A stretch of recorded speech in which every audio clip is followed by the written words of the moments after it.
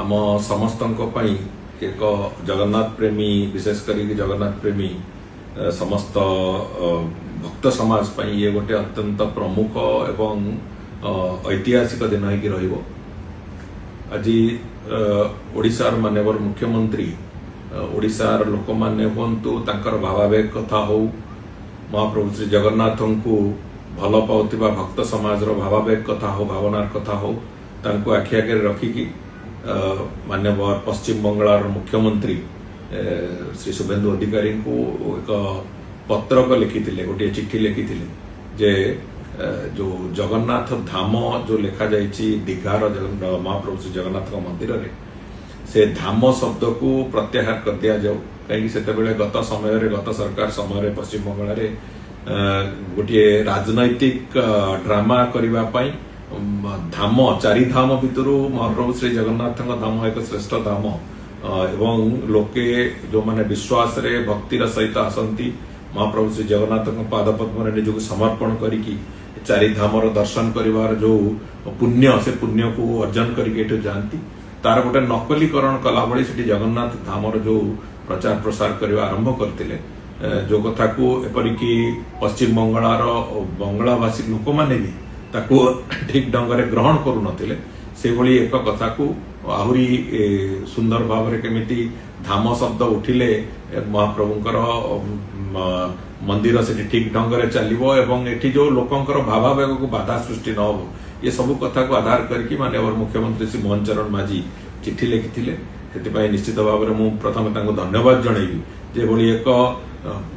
गुरुत्वपूर्ण विषय को लेकिन से पड़ोसी पश्चिम बंगाल माननीय मुख्यमंत्री को लिखिथिले एवं आहुरी गुरुत्वपूर्ण कथा होची जे पश्चिम बंगाल मुख्यमंत्री तुरंत से चिट्ठी को रेस्पॉन्ड करवा एवं तुरंत से चिट्ठीर आधार रे सेठी एभली एक गुरुत्वपूर्ण निष्पत्ति भी सांगे सांगे रे नेले जे जो धाम शब्द अच्छी जगन्नाथ धाम जो लिखाई महाप्रभुकर मंदिर रे से धाम शब्द को सेठी उच्छेद करा जाऊ दीघारे जहा फल कि जो जगन्नाथ प्रेमी मानक भितर गोटे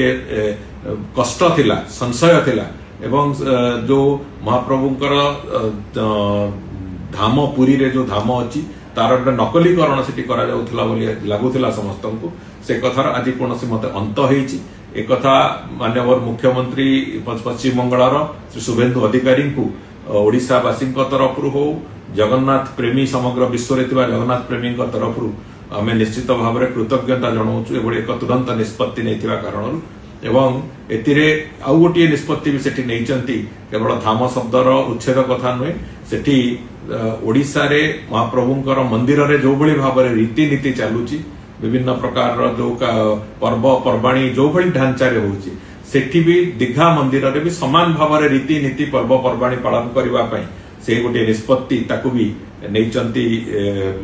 पश्चिम बंगाल मुख्यमंत्री तेणुक ये दुईटी जाक कथा वास्तव में जगन्नाथ संस्कृतिर सुरक्षा दृष्टि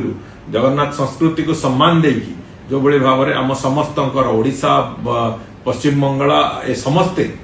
साधारण लोक माने जगन्नाथ प्रेमी लोक माने जो भली भाव में महाप्रभु श्री जगन्नाथ पादपद्म रे निजको समर्पण करती ये समर्पण भावनार एक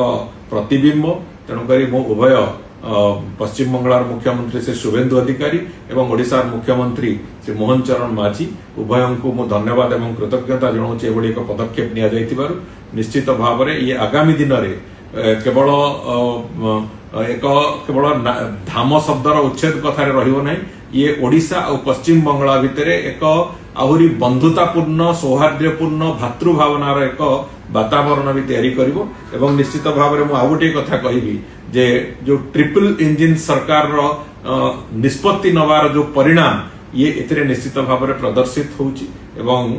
महाप्रभुकर जो भक्त मानकु समस्त को निश्चित भाव में एथिरे गोटे बड़ आश्वासना मिलियो।